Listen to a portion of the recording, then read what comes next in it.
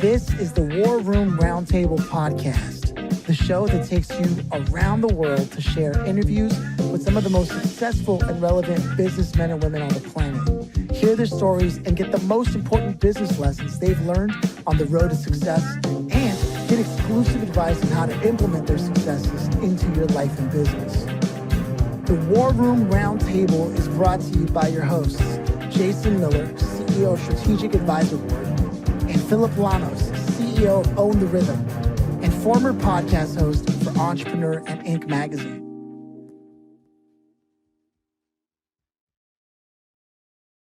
Welcome to the War Room. Terry, how are you today?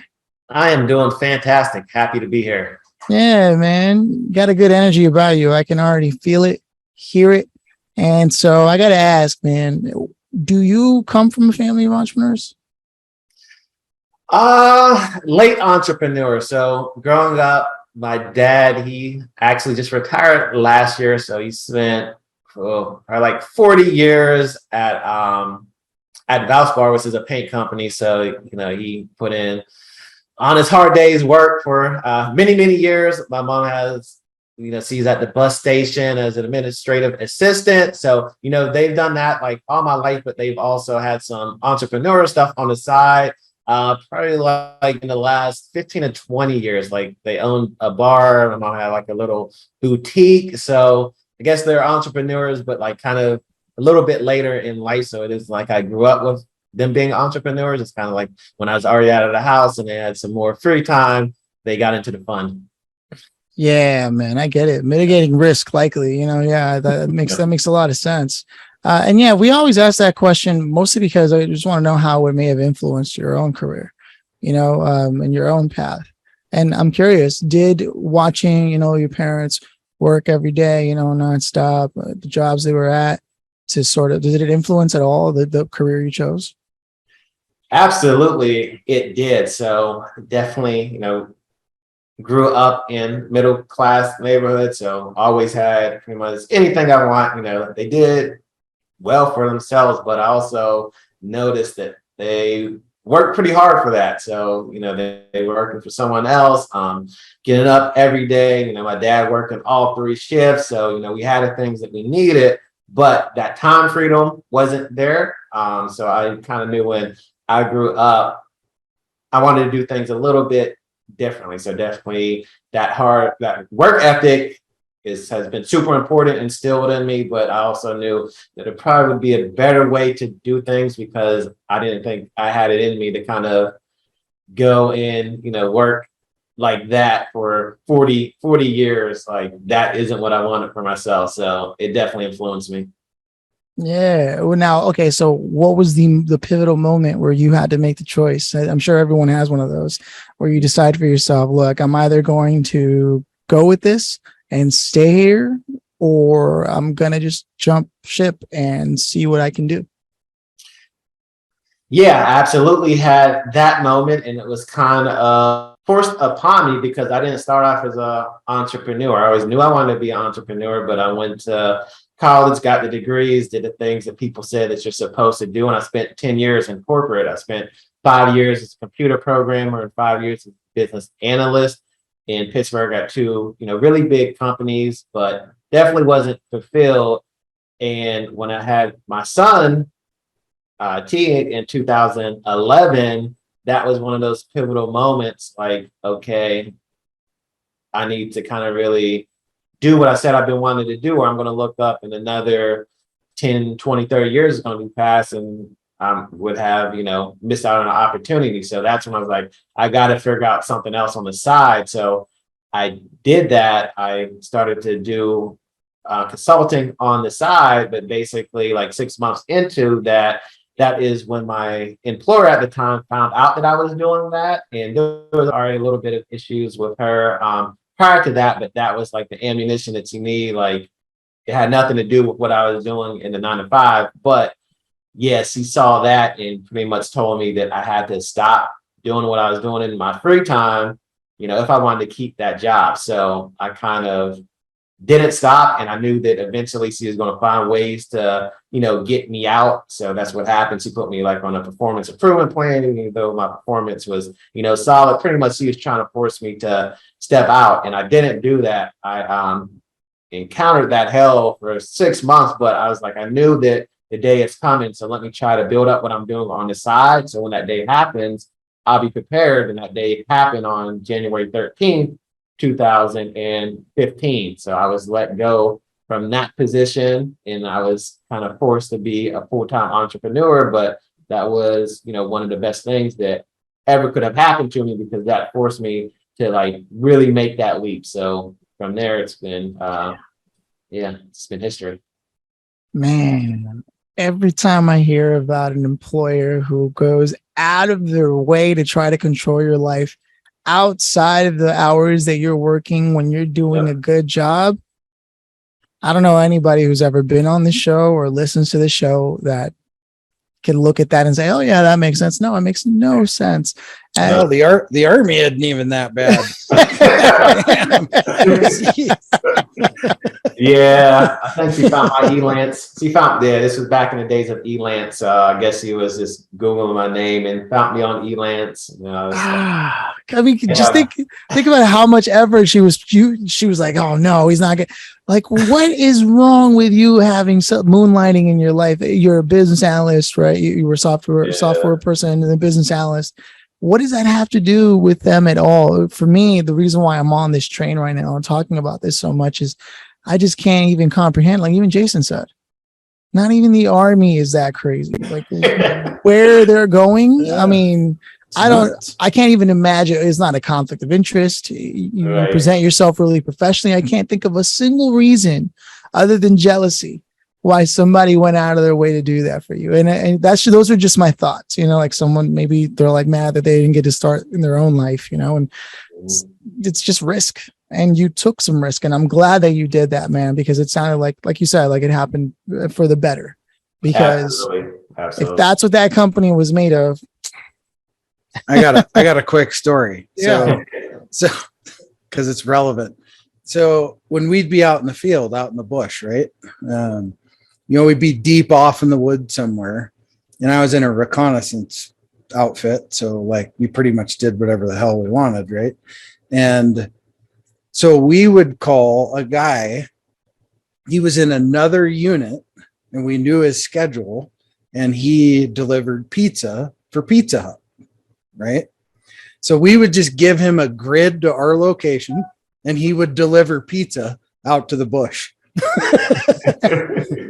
And he moonlighted as a pizza delivery guy. Right.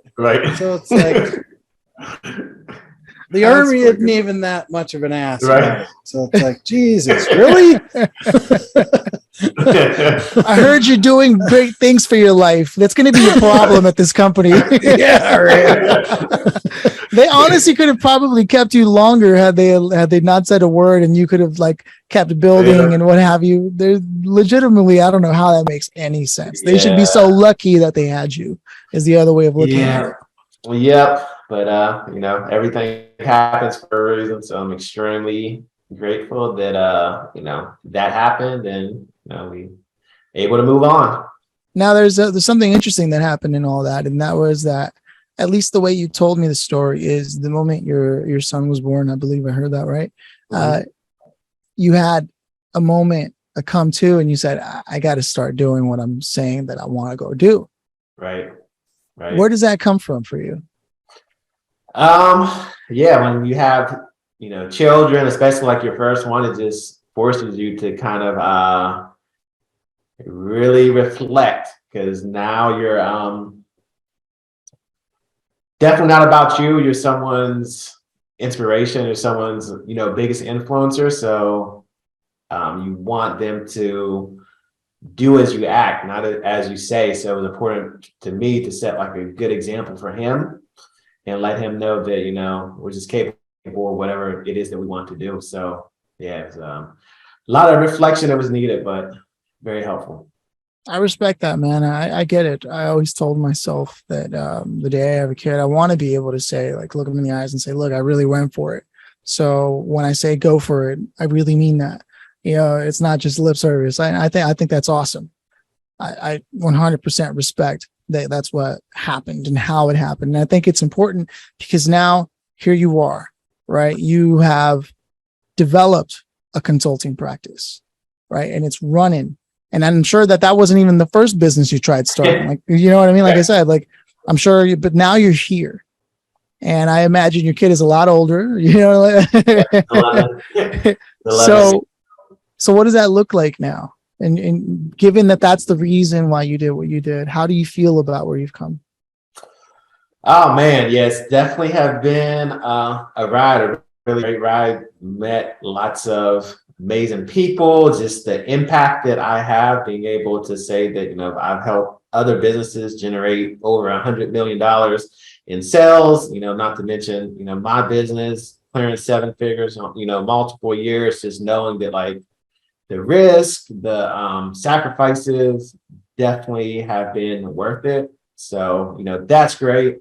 Definitely knowing that, my son T, he is all about being an entrepreneur. So, I think that he knows now that, it's possible to get what you want and you don't have to rely on anyone else. You don't have to work for an employer if you don't want to. There's other ways to, accomplish things. So definitely happy, about that. And yeah, things have just been a lot better than if I was still punching the clock for those corporations back in Pittsburgh.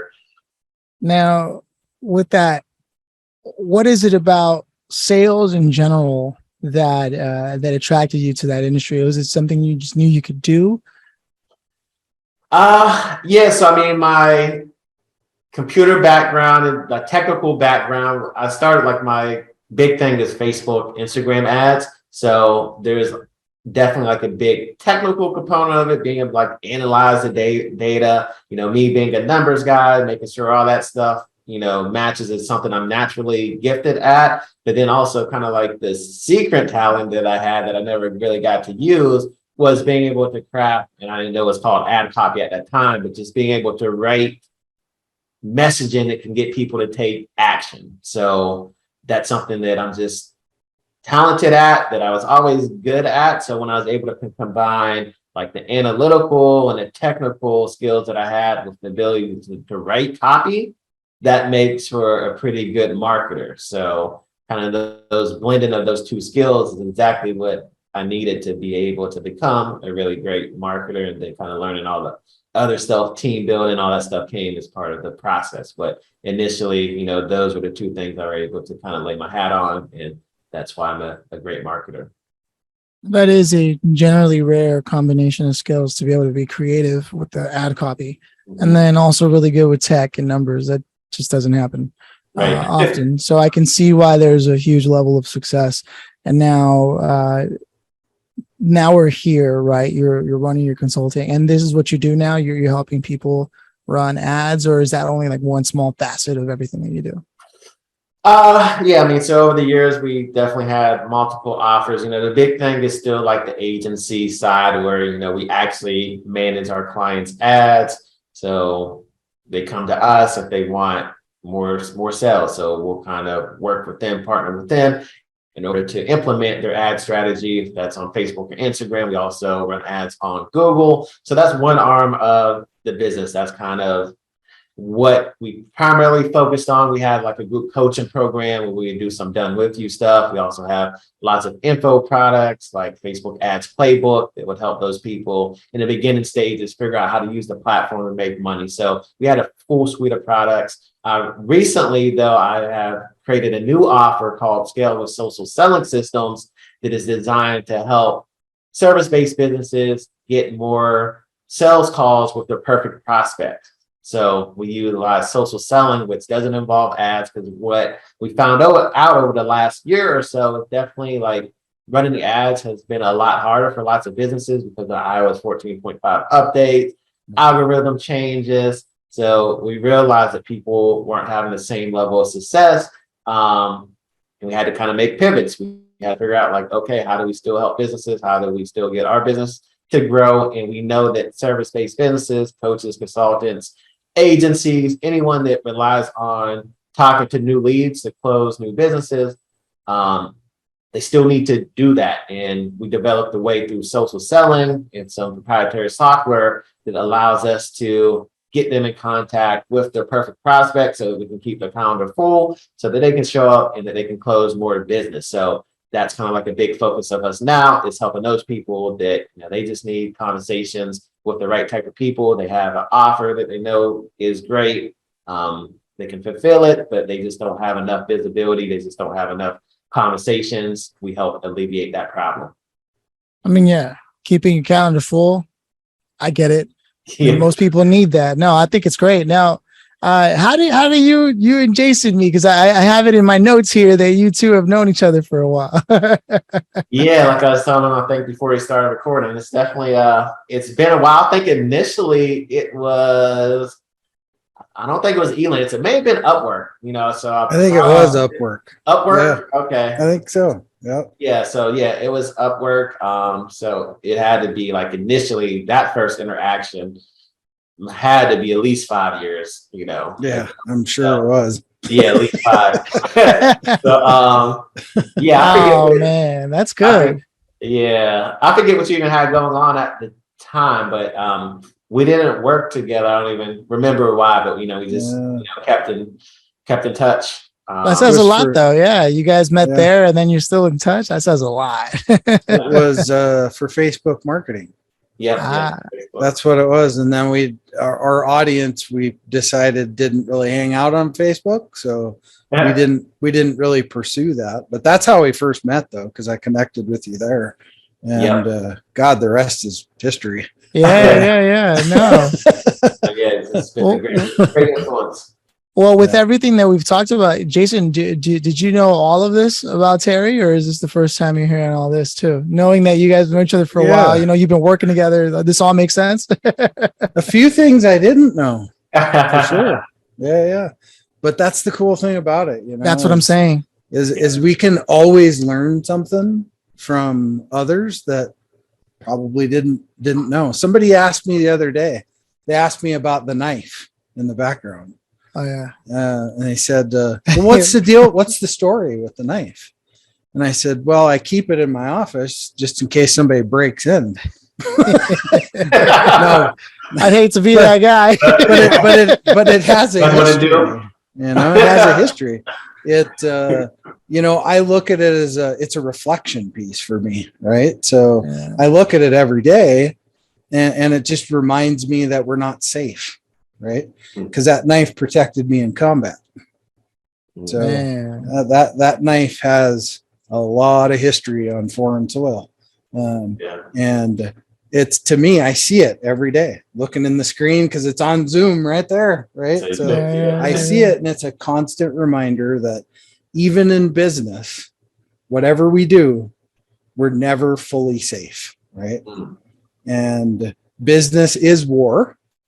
We are just not fighting with bullets.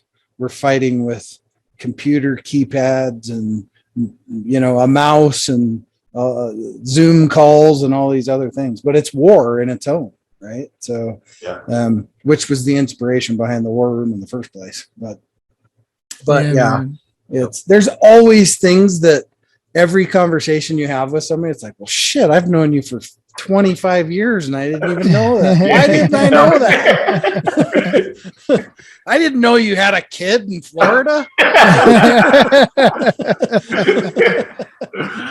am I just learning? I served with you for 28 years. Why am I just learning you have a kid in Florida? It just happened the other day, by the way. True story. No, part of the reason I was asking is because I know that from what I'm hearing, you know, scale with my social selling system, like the work of scaling in business, and then that's what Jason does as a whole. You know, among the many things he does, but one of the primary focuses is scaling. So I'm really not surprised that you two ended up working together, like in one capacity or another. And I see the ClickFunnels thing in the background there. I've spoken to enough service people, service firms to know that I believe, I might be mistaken, that's a ClickFunnels record plaque back there. Yeah, it's a 2 Comma Club from ClickFunnels. Man. Hey, you know, I know people who have done amazing things with ClickFunnels, and when it's done right, it's hard to beat. But not everybody's that good at ClickFunnels. But given your skill set, it makes sense that you would go down ClickFunnels.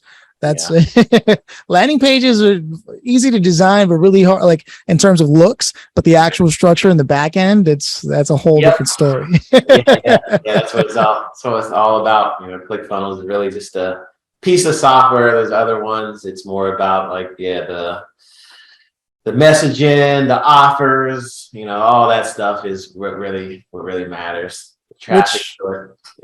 Which brings up the one of the $1 million questions on the show is, for anyone in business who's either just starting out, you can address either one, or somebody who's a little more seasoned, but they've gotten a little comfortable when it comes to sales and sort of copy and things of that nature. Do you have any fast rules, any rules of thumb, something that you live by kind of thing that you'd like to share with anyone who's listening right now for them to just sort of wake up and smell the coffee?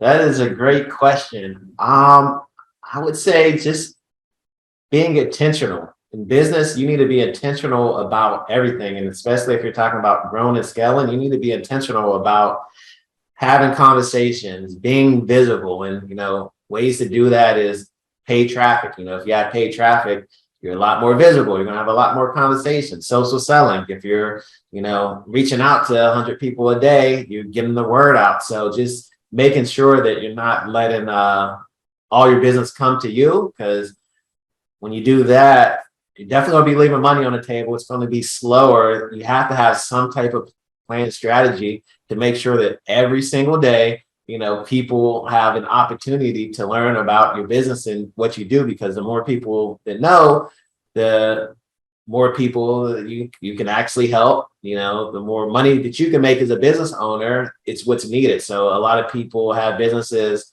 they don't market, they don't prospect, and then they wonder why they're struggling. Like, it's an easy answer. You're not trying to let people know about what you're doing. So, always being intentional about making sure that people know about who you are, what you can do, how you can help them, and you're going to make a lot more money once you start doing that. Dig it. Now, is there anything about copywriting that, aside from being naturally talented at it, that when you were looking into it and doing it, that you sort of realized and were surprised to find this is an interesting fact about copywriting that I don't know how anyone has missed this? Yeah, there's definitely lots of great books. So kind of like once I got into it, I started reading more books, also books just like on human psychology and persuasion and things like that in terms of crafting copy. But kind of like the big thing is, and a lot of mistakes that people make when it comes to copy, is it is not about you. You have to be clear on what's in it for like that person, clear on the value proposition, and kind of like bridging that gap of where they are and where they want to be. The focus needs to, be on them, and it needs to resonate with them too. So a lot of times people think copy has to be super professional, like they're writing it as if like they're in academia, and it's not that way. So you want to be relatable. You want to talk to people like they're used to being spoken to, and that's going to convert a lot higher for you. So, some tips and nuggets right there just to kind of get higher convert a copy. Man, I think it's so important what you just said, that it might have glazed over someone's head because of how like low key it is. But anybody who's ever gone on a website and read like the first page and going, so what did this company do? Right. we are here to elevate the, the level of clarity on and it's like, you're not even clear on what you're saying, Right. It's crazy how afraid most people are of using like a contraction in their web copy, right? It's going to be okay. They're like, I don't know. It is going to be okay what we are doing here. Like, yeah, no, you're 100% right.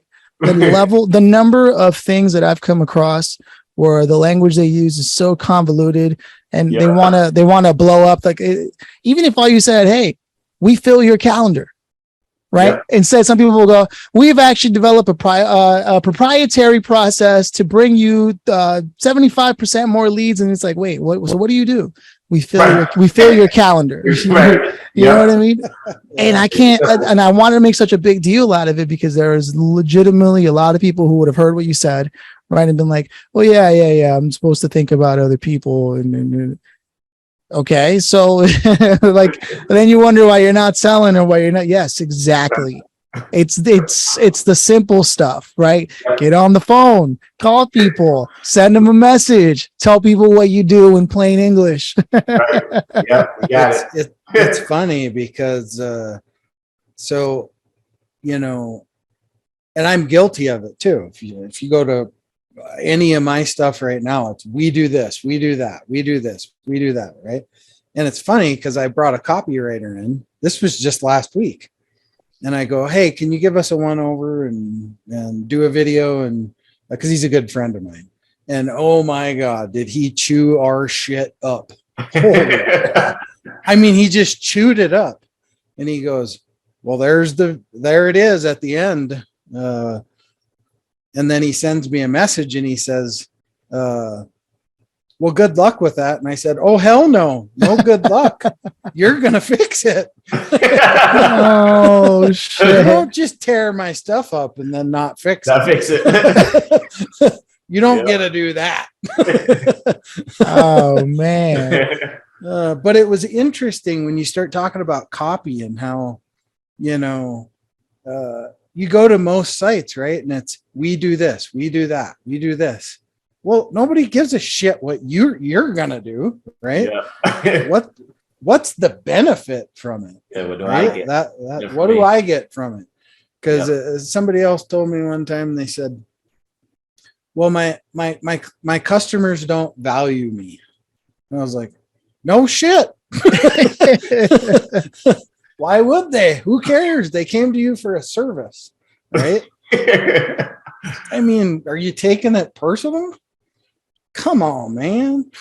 I'm suddenly panicking and wondering what I say on my website because I can't remember the last time I updated it. I'm like, oh shit.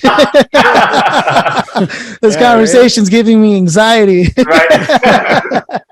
No, but see, everyone who is listening to this episode right now should be feeling anxiety because we do get comfortable and we often forget that like one of the first points of contacts, even if nobody stays there long, is a website that we have. Whatever your first couple of results are on Google, when someone looks you up or is looking for your service and you come up, you better hope that someone doesn't go, well, I don't know what they're doing. They're not the one.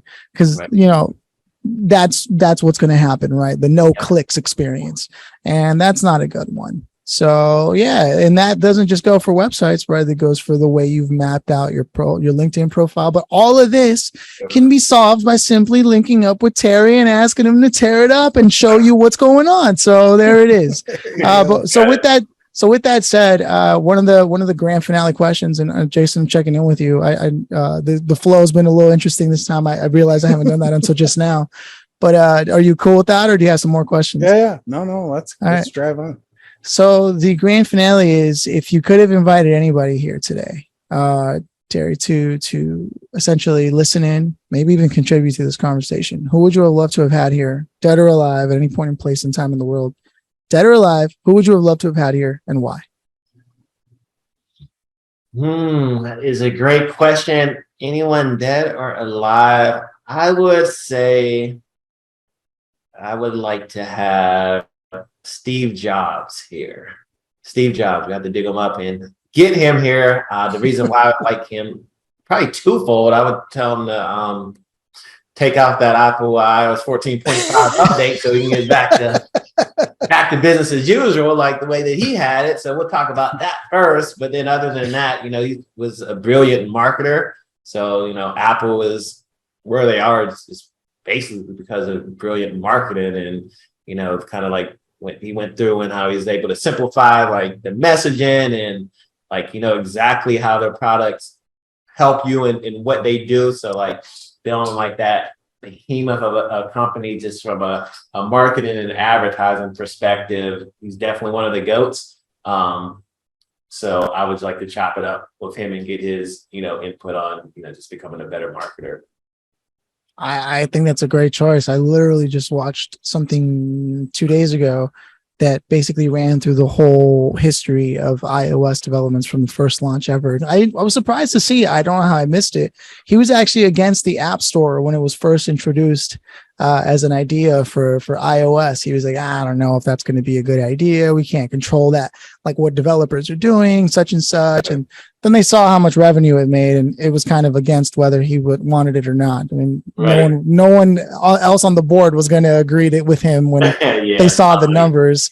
But I think that's a great way to look at it, because what I like about this conversation the most, and what people can rely on the most if they decide to look further into what you do, is that you know that there are things that are changing in the industry that can impact people's ability to continue to use this is the way we've always done it kind of thing, right? And so when you work with someone like yourself who is aware that there are updates on your everyday phones or your everyday tools that can totally impact and sort of sideswipe your entire business. Yeah. That's someone you want on your team, someone who is looking out for those things and can explain to you why that's not going to work anymore and why you need to do something different. And I think when we look at the history of where you come from and, like how hard you worked to get here and the things you had to deal with to get here, I feel like you were always an entrepreneur one way or another, just because when you look at that, like no one goes out of their way to learn about an industry if they're not truly passionate about what they do. And so I'm really happy I had a chance to learn that and see the way your journey unfolded, man. And I'm excited. To see what you do, because I get lots of messages, people telling me, hey, let me help you generate leads, but I don't know their story and their copy is terrible when they reach out to me. But I know that I know that's not if I can write better copy than you, I'm not hiring you, right? So look at it this way. If you reach out to me and you can't even spell correctly your first message to me, why the hell do I want to hire you to do copy? Oh man, yeah. No, man.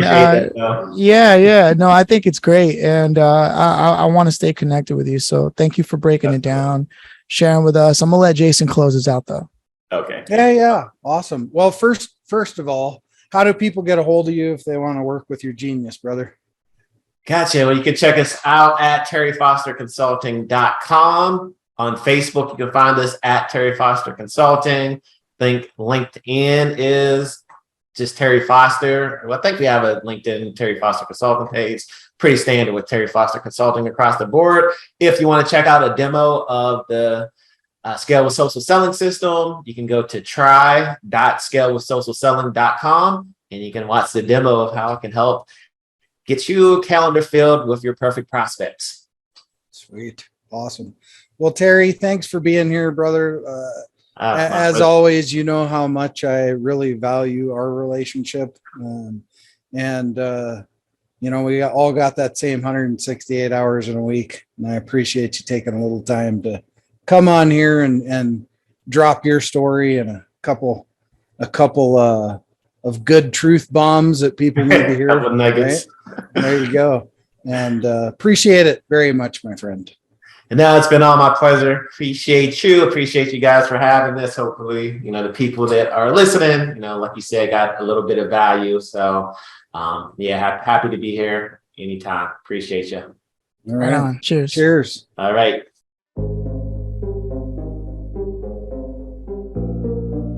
Thanks for listening to the War Room Roundtable with your hosts, Jason Miller and Phillip Lanos. Please leave your feedback and visit strategicadvisorboard.com to get the latest and greatest business advisement on the planet. Follow us on social media for updates, and always remember, if you can dream it and believe it, then you can go achieve it. We'll see you in the next episode.